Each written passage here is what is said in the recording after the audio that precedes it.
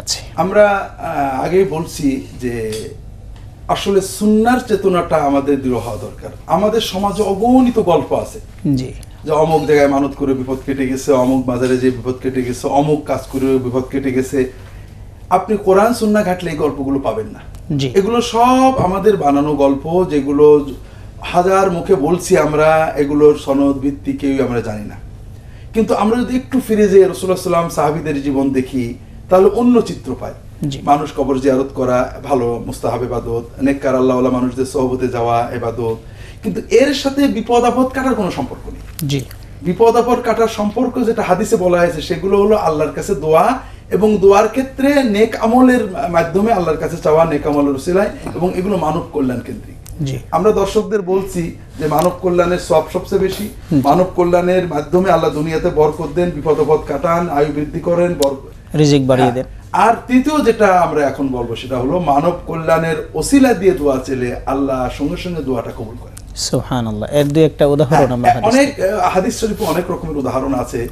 সহিহ বুখারী, সহিহ মুসলিম, অন্যান্য সকল গ্রন্থের একটা অতি মশহুর প্রিয় হাদিস যেটা আমরা পাই, তা রাসূলুল্লাহ সাল্লাল্লাহু আলাইহি ওয়াসাল্লাম বলছেন, আগের জামানার তিনজন মানুষ যারা দেশ ভ্রমণে বেরিয়েছে, জি, পথে তারা একটা মরুভূমি পার হয়ে যাচ্ছে। মরুভূমির ভিতরে যেতে যেতে হঠাৎ বৃষ্টি নামছে। জি, বৃষ্টি নামলে তারা তাড়াতাড়ি বৃষ্টিতে আশ্রয় নেওয়ার জন্য একটা পাহাড়ের গুহার ভিতরে বসেছে। জি, তারা গুহার ভিতরে বসে আছে, এমন অবস্থায় বৃষ্টির কারণে উপর থেকে একটা বড় পাথর এসে তাদের গুহার মুখে পড়ে এঁটে গেল। জি, তারা তিনজনে গুহার ওই পাথরটা নড়াতে পারল না। স্বভাবতই তারা আতঙ্কে মানে অস্থির হয়ে যায়, কারণ তাদের তো জীবন্ত কবর হয়ে গেল, তাদের তো বাঁচার আর কোনো আশা নেই। তারা পরে একে অপরকে বলে যে দেখো, আমরা তো আর বাঁচার আশা নেই, আর জীবনে কখনো বাপ মা ছেলে মেয়ে কাউকেই দেখবো না, এখানে ঢুকে মরতে হবে। কিন্তু আল্লাহ যদি অলৌকিকভাবে কারামতির মাধ্যমে বাঁচান তাহলে বাঁচতে পারি। লক্ষ্য করেন, সুন্নাহ আর আমাদের গল্প, আমরা অলৌকিকভাবে বাঁচার যত গল্প আছে সব হয় কারোর কারামত, বা কেউ হয়তো মানত করেছে, কেউ হয়তো আল্লাহর ওলিদের ডেকেছে, এগুলো কিন্তু কোরআনে বা হাদিসে কোথাও নেই। আমাদের সমাজে নানা মুখে আমরা বলি, ভালো মানুষেরা বলেন, খারাপ মানুষ আমি আমার পীর সাহেবের নামে বলি, আরেকজন পীর সাহেবের নামে বলেন। এভাবে আমরা আল্লাহর সাথে বান্দার সম্পর্ককে ব্যাহত করে আল্লাহর বান্দাদের সাথে সম্পর্ক করে ফেলার চেষ্টা করি। আল্লাহ তাআলা হেফাজত করেন। রাসূলুল্লাহ সাল্লাল্লাহু আলাইহি ওয়াসাল্লাম বলছেন, কারামতের মাধ্যমে জীবন বাঁচার যে পথটা, এই হাদিসে তিনি শিখিয়েছেন। জি, ওই তিন বন্ধু বলল যে আমরা এমন একটা কাজ করব যে কাজ করলে হয়তো অলৌকিকভাবে আল্লাহ আমাদের বাঁচাতে পারেন, তা না হলে তো আর বাঁচার কোনো আশা নেই। তারা বলল, নাদউল্লাহ বিসালিহি আমালিনা বিআরজা আমালিন আমিলনাহু ফি হায়াতিনা, আমরা আল্লাহর কাছে ওসিলা দিয়ে দোয়া চাইবো, আমাদের জীবনের সবচেয়ে প্রিয় নেক আমলের ওসিলা দিয়ে। জি, তাহলে এখানেও আল্লাহ রাসূল সাল্লাল্লাহু আলাইহি ওয়াসাল্লাম শেখাচ্ছেন যে যদি কখনো বিপদে পড়ো তাহলে আল্লাহর কাছে নেক আমলের ওসিলা দিয়ে দোয়া। এবার হলো কোন ধরনের নেক আমলের ওসিলা আল্লাহ বিপদ কাটান। তিন বন্ধু দোয়া করছে। প্রথম বন্ধু দোয়া করছে যে আল্লাহ, আমি আমার পিতামাতাকে নিয়ে মরুভূমির পাশে বাড়িতে থাকতাম, আমার পেশা ছিল উট ছাগল চড়ানো, আমি সারাদিন মরুভূমিতে উট ছাগল চড়ানোর পরে সন্ধ্যায় বাসায় এসে উট ছাগল দহন করে দুধ নিয়ে বাড়িতে যেতাম, এই দুধ ছিল আমাদের প্রধান খাদ্য, আমি আমার আব্বা আম্মা বউ ছেলে মেয়েকে দুধ খাওয়াতাম, তবে কখনোই আব্বা আম্মাকে আগে না খাইয়ে আমি বা আমার ছেলে মেয়েদের খেতে দেয়নি। তো একদিন বাড়িতে ফিরতে রাত হয়ে যায়। জি, বাড়িতে ঢুকে দেখি আব্বা আম্মা ঘুমিয়ে পড়েছেন, বাচ্চাগুলো কাঁদতে লাগলো, দুধ দাও। আমি তাদেরকে শান্ত হতে বলে বসে থাকলাম যে আব্বা আম্মা উঠলেই তাদেরকে দুধ খাওয়াবো, আমি যদি ঘুমিয়ে পড়ি, দূরে যায়, আব্বা আম্মা হয়তো বৃদ্ধ মানুষ না খেয়ে থাকবেন। তা আমি বসে থাকলাম, বাচ্চাগুলো ঘুমিয়ে গেল, সারা রাত পরে সকালে আব্বা আম্মা উঠলেন, আমি তাদেরকে দুধ খাইয়ে এরপরে বাচ্চাদেরকে খাওয়ালাম। আল্লাহ, আমি এই কষ্টটা করেছিলাম, বাচ্চাদের কান্না সহ্য করেছি, তারা না খেয়ে ঘুমিয়েছে, নিজে খোদায় কষ্ট করছি, আব্বা আম্মাকে পিতামাতাকে নিজের এবং বউ ছেলে মেয়ের চেয়ে বেশি মর্যাদা দিলে আপনি খুশি হন, আপনাকে খুশি করতে এই কষ্টটা করেছিলাম, আমার জীবনের সেরা নেক আমল হিসেবে গণ্য করি। আল্লাহ, যদি আপনি এই নেক আমলটা কবুল করে থাকেন, এর ওসিলায় আমাদের বিপদটা কাটিয়ে দেন। সঙ্গে সঙ্গে পাথরটা একটু সরে চলে গেল। সুবহানাল্লাহ। তাৎক্ষণিকভাবে আল্লাহ তাআলা কারামত দেখালেন, সম্মানী। এরপরে দ্বিতীয় ব্যক্তি দোয়া করছে, আল্লাহ, আমি আমার বাড়িতে কামলা জন দিয়ে কাজ করাতাম, শ্রমিক দিয়ে কাজ করাতাম। একদিন একটা শ্রমিক আমার উপরে রাগ করে টাকাটা না নিয়ে চলে গেল। আমি চিন্তা করলাম লোকটা আমার কথায় রাগ করেছে, আর মানুষের মনের কষ্ট দূর করলে, উপকার করলে আল্লাহ খুশি হন, এজন্য আমি তার অল্প টাকার বদলে একটা ভালো ছাগল রেখে দিলাম, ও কাল আসলে তাকে ছাগলটা হাদিয়া দেব। লোকটা আসলো না অনেক দিন, ওই ছাগলটার বাচ্চা হলো, একটা ছোট্ট ছাগলের পাল হয়ে গেল। অনেক দিন পরে লোকটা এসে আমার কাছে টাকা চাইলো যে ভাই আমার টাকাটা দেন, আমি বিপদে পড়ছি। তা আমি তাকে চিনতে পেরে বললাম যে ওই ছাগলের পালটা আপনার জন্য আমি পালছি, নিয়ে যান। লোকটা রেগে গেল যে আপনি কি মস্করা করছেন, আমি তো অল্প কয়টা টাকা পাবো, তো অনেক টাকার ছাগল। আমি তাকে বোঝালাম যে আমি তার জন্য, তো আপনার জন্যই ছাগলগুলোকে পালছিলাম, আপনাকে খুশি করতে। লোকটা ছাগলগুলো নিয়ে চলে গেল, আমাকে একটা ধন্যবাদও দিল না।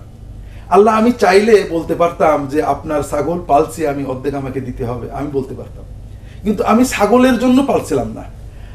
মানুষের উপকার করলে, শ্রমিকের বেতন বাড়িয়ে দিয়ে, মানুষের রাগ ভেঙে দিলে, মানুষকে খুশি করলে আল্লাহ আপনি খুশি হন, এই জন্য আমি এই কষ্টটা করছিলাম। আমার জীবনের সেরা কর্ম এটা। আপনি যদি এই কষ্টটা কবুল করে থাকেন তাহলে আমাদের বিপদটা কাটিয়ে দেন। সঙ্গে সঙ্গে পাথরটা আরেকটু সরে চলে গেল। সুবহানাল্লাহ, কারামত আল্লাহ দেখালেন। তৃতীয় ব্যক্তি দোয়া করছে যে আল্লাহ, আমি যুবক বয়সে আমার এক দুঃসম্পর্কীয় চাচাতো বোন ছিল, তার সাথে সম্পর্ক তৈরির আশা করতাম, কোনোদিন মেয়েটা আমাকে সুযোগ দেয়নি। একবার দেশে দুর্ভিক্ষ হলো এবং তার আব্বা অসুস্থ, বিনা চিকিৎসায় মারা যায়, আমার কাছে টাকা কর্জ চাইলো।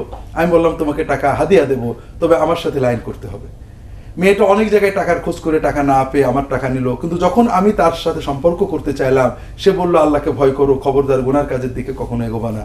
আল্লাহ যখন ওই মেয়েটা তোমার নাম মুখে নিল, আমার মনে তোমার ভয় এসে গেল, আমি জাহান্নামের ভয় এসে গেল, তখন আমি মেয়েটাকে ওই টাকাটা দান করে চলে এসেছি। আল্লাহ, যুবক বয়সে আমার ইচ্ছা ছিল, শক্তি ছিল, কামনা ছিল, বাসনা ছিল, কিন্তু শুধু তোমার ভয়ে সংযম করছিলাম। যৌবনের সেই সংযম যদি তুমি কবুল করে থাকো, তা আজকে সেই ওসিলা আমাদের বিপদটা কাটিয়ে দাও। সঙ্গে সঙ্গে পাথরটা একেবারে সরে চলে গেল। সুবহানাল্লাহ। আশা করি আমাদের দর্শকরা আমাদের সাথে শেয়ার করবেন যে রাসূলুল্লাহ সাল্লাল্লাহু আলাইহি ওয়াসাল্লাম আমাদেরকে শেখালেন কোন ধরনের আমলের ওসিলা দিলে বিপদ কাটে। আপনারা কোরআন খোঁজেন, হাদিস খোঁজেন, এর বাইরে পাবেন না। মানুষের উপকার, পিতামাতার খেদমত, প্রতিবেশীর খেদমত, আরো অনেক হাদিস আছে।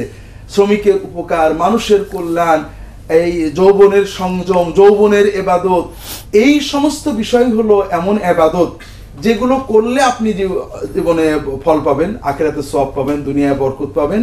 শুধু তাই নয়, নগদ বরকত ছাড়াও বিপদে কখনো পড়লে এগুলোর ওসিলাতে দোয়া করলে আল্লাহ বিপদ কাটিয়ে দেবেন। আলহামদুলিল্লাহ। কাজেই আমাদেরকে এই বিষয়গুলো বুঝতে হবে। আশা করি আবার বলবেন সময় শেষ হয়ে গেছে। আমরা দেখছি হাদিসে রাসূলুল্লাহ সাল্লাল্লাহু আলাইহি ওয়াসাল্লাম বলছেন যে সবচেয়ে প্রিয় মানুষ ওই মানুষ যে অন্য মানুষের সবচেয়ে বেশি উপকার করে, আর সবচেয়ে প্রিয় নেক আমল হলো মানুষের উপকার করা। আর একজন মানুষের সহযোগিতা করতে একটু হেঁটে যাওয়া, মদিনার মসজিদে নববীতে 1 মাস ইতিকাফ করার চেয়েও উত্তম।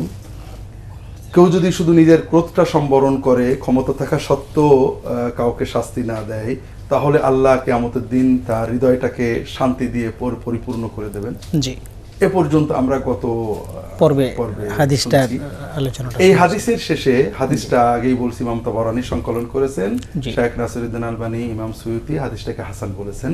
জি, রাসূলুল্লাহ সাল্লাল্লাহু আলাইহি ওয়াসাল্লাম বলছেন, ওমান মাশা মা আখিহি ফি হাজাতিল্লাহু হাত্তা ইসবিতা হালাহু সাব্বাতাল্লাহু কাদামাহু ইয়াওমা তাসিলুল আকদাম। যদি কেউ তার ভাইয়ের সাথে হেঁটে যেয়ে তার প্রয়োজনটা মিটিয়ে দেয়, তাহলে আল্লাহ তাআলা কিয়ামতের দিন যেদিন সবার পা পিছলে জাহান্নামে চলে যাবে, ওই ব্যক্তির পা আল্লাহ পিছলাতে দেবেন না, দৃঢ়পদ রাখবে। সেটা কেমন? একজন মানুষ, হাদিসের বিভিন্ন উদাহরণ আছে, একজনের কাছে টাকা পাবে, দিচ্ছে না, আপনি যে একটু বলে টাকাটা আদায় করে দিলেন, অথবা টাকা পাবে চাপাচাপি করছে, আপনি যে বলে 1 মাস সময় দিলেন, হাসপাতালে চিকিৎসার ব্যবস্থা করে দিলেন, থানা থেকে লোকটাকে উদ্ধার করে দিলেন। যে কোনোভাবে একজন মানুষের সাথে যে তার প্রয়োজন মিটিয়ে দিলে কিয়ামতের দিন যেদিন মানুষের পাগুলো পিছলে চলে যাবে, আল্লাহ ওই ব্যক্তির পাকে দৃঢ় রেখে দেবেন। জি, এটা হলো মানুষের কল্যাণের সওয়াবের বিষয়ে এক ধরনের হাদিস। জি, সহিহ মুসলিম অন্যান্য গ্রন্থে হাদিসে আসছে, একজন মানুষ ছিল, আগের রাসূলুল্লাহ সাল্লাল্লাহু আলাইহি ওয়াসাল্লাম বলছেন, একজন মানুষ আগের জামানায় ছিল, সে এত বেশি নেকামল করতো না, তো মানুষের সাথে লেনদেনে খুব সহজ ছিল। জি, মৃত্যুর পরে আল্লাহ তাকে ধরেছেন যে তুমি কি কি নেকামল করেছো? বলে, আল্লাহ আমি কিছু করতে পারিনি, কিন্তু আমি তোমার বান্দাদেরকে সহজ করতাম। আমার লোকজন যখন ব্যবসায়িক লেনদেন আদায়ে যেত, কুনতু ওয়াসসিরু লিল মুসির, ওয়া উখাফিফু আনিল মুআসির। যদি কোনো লোক টাকা দিতে না পারতো, আমি আমার লোকদের বলতাম ওদেরকে একটু সময় দেবে, আর যদি দেখো কোনো লোক একেবারে পারছে না, মাফ করে দেবে। আল্লাহ তাআলা বললেন, তুমি যেহেতু আমার বান্দাদেরকে সহজ করে দিতে, কুনতা তুখাফিফু আন ইবাদি ফাআলাইয়া আন উখাফিফু আনকা, আমার দায়িত্ব হলো তোমার বিষয়টা হালকা করে দেয়া, তোমাকে আমি মাফ করে দেব। সুবহানাল্লাহ, সুবহান। এর মানে মানুষের জি কল্যাণের সাথে আল্লাহ তাআলার রাজি খুশিটা, রেজামন্দি মানুষের। অন্য একটা হাদিসে আসছে, এক সাহাবী একজনকে টাকা পাতেন, একটা টাকা নিয়ে তিনি লিখেও রেখেছেন। জি, তার বাড়িতে গেলেই, এটা মুসলিম শরীফে আসছে, তার বাড়িতে গেলে বাড়ি নেই। একদিন উনি দেখেন যে লোকটা বাড়ির ভিতরে আছে, খাটের নিচে পালিয়েছে, ছেলেকে বলছে যে ভাই যে বল যে বাবা আব্বা বাড়ি নেই। তা উনি চিল্লাচ্ছেন, আমি তোমাকে দেখে ফেলেছি, তুমি বাইরে এসো। হ্যাঁ, লোকটা এসে কাছে মসুক করে বলছে, তুমি এমন করছো কেন? হুজুর আমার টাকা নেই, আমি এখন দিতে পারবো না। বলে সত্যি দিতে পারবো না? আল্লাহর কসম করে বলছো? হুজুর আমি এখন পারবো না, আপনি রাগ করবেন, ভয়তে পলাইছি, এই জন্য মিছে কথা কইছি। তো উনি তার ওই যে কাগজটা ছিল, যে ডকুমেন্টটা, ওটা টান ছিঁড়ে দিলেন, বলেন যে আমি রাসূলুল্লাহ সাল্লাল্লাহু আলাইহি ওয়াসাল্লামকে বলতে শুনেছি, কেউ যদি অক্ষম হয় আর তাকে যদি কেউ মাফ করে দেয়, আল্লাহ তাকে মাফ করে দেবে। সুবহানাল্লাহ। তো এই জাতীয় অগণিত হাদিস রয়েছে যেখানে রাসূলুল্লাহ সাল্লাল্লাহু আলাইহি ওয়াসাল্লাম কি বলছেন, যে মানুষের দরদ, মানুষকে সাহায্য করা, মানুষের কিছু না, শুধু মানুষের কষ্টটা লাঘব করা, এর চেয়ে আল্লাহর প্রিয় আমল আর নেই। আরেকটা হাদিস, রাসূলুল্লাহ সাল্লাল্লাহু আলাইহি ওয়াসাল্লাম জিজ্ঞাসা করছেন, মান আসবাহা মিনকুমুল ইয়াওমা সাইমান, আজকে রোজা কে আছো? আবু বকর বললেন আমি। এটা হলো পিওর ইবাদত। মান আতআমা মিনকুমুল ইয়াওমা মিসকিনান, আজকে গরিবকে খাইয়েছে কে? আবু বকর বললেন আমি। মান আদা মিনকুমুল ইয়াওমা মারিদান, আজকে অসুস্থ মানুষকে দেখতে গেছে কে? আবু বকর বললেন আমি। মান ইত্তাবা মিনকুমুল ইয়াওমা জানাজা, আজকে জানাজায় শরীক হয়েছে কে? আবু বকর বললেন আমি। রাসূলুল্লাহ সাল্লাল্লাহু আলাইহি ওয়াসাল্লাম প্রশ্ন করলে উত্তর দেওয়া ফরজ হয়ে যায়। রাসূলুল্লাহ সাল্লাল্লাহু আলাইহি ওয়াসাল্লাম কি বললেন? মা ইজতামানা ফি আহাদিন ইল্লা দাখালাল জান্নাহ, যদি কেউ রোজা, অসহায়কে সাহায্য করা, রোগীকে দেখতে যাওয়া, জানাজায় শরীক হওয়া, এই চারটি আমল একসাথে করতে পারে, ওই ব্যক্তি জান্নাতে যাবে। সুবহানাল্লাহ, সুবহানাল্লাহ। তাহলে আমরা দেখতে পাচ্ছি সকল ইবাদত কিভাবে মানুষ কেন্দ্রিক, একসাথে জড়িত। এই ধরনের অগণিত হাদিসের মাধ্যমে আমরা তাহলে দুটো জিনিস পেলাম। একটা হলো যে রাসূলুল্লাহ সাল্লাল্লাহু আলাইহি ওয়াসাল্লামের হাদিসের রকে, কোরআনে তো আগে আমরা আলোচনা করেছি, মানুষের মানুষ কেন্দ্রিক ইবাদতগুলো তিনটে। একটা হলো মানুষের ক্ষতি না করা, সবচেয়ে কঠিন হারাম। একটা হক আদায় করা, সবচেয়ে বড় ফরজ। আর একটা মানুষের উপকার করা, সবচেয়ে বড় নফল ইবাদত। এই নফল ইবাদতের বৈশিষ্ট্য তিনটে। একটা হলো যে অন্যান্য নফলের চেয়ে সওয়াব বেশি। এই যে তো আরেকটা হাদিস মনে পড়লো, নফল ইবাদতের ভিতরে একটা খুব মজার ইবাদত আছে, কিছুই না, শুধু ভালো আচরণ করা।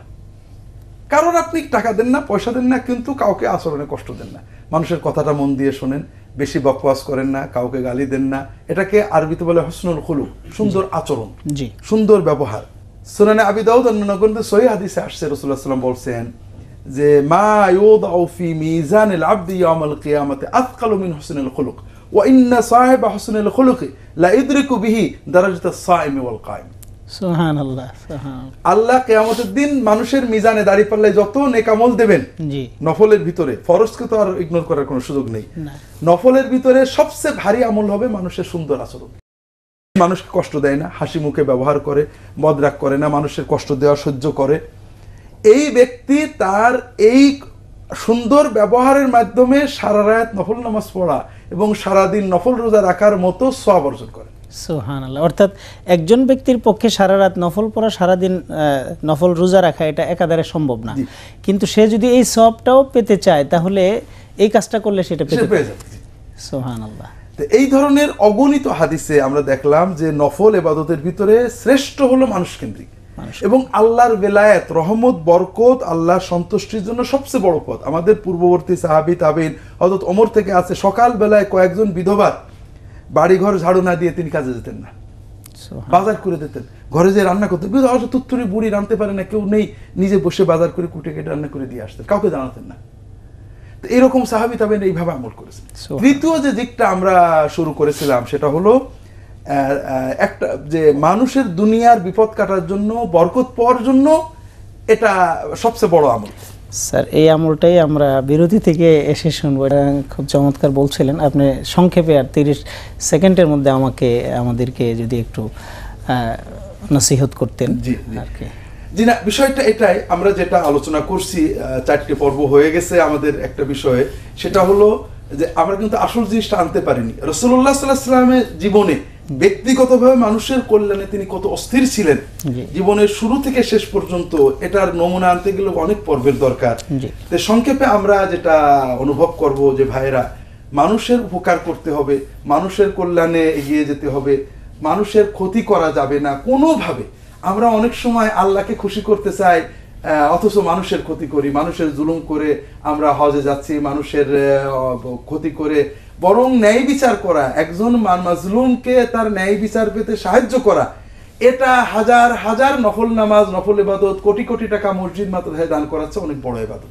সুবহানাল্লাহ, আলহামদুলিল্লাহ। স্যার, আমরা এই বিষয়গুলো জীবন ঘনিষ্ঠ মানবতার সাথে সংশ্লিষ্ট ইবাদতগুলো নিয়ে আরও কিছু পর্ব করতে চাই ভবিষ্যতে ইনশাআল্লাহ।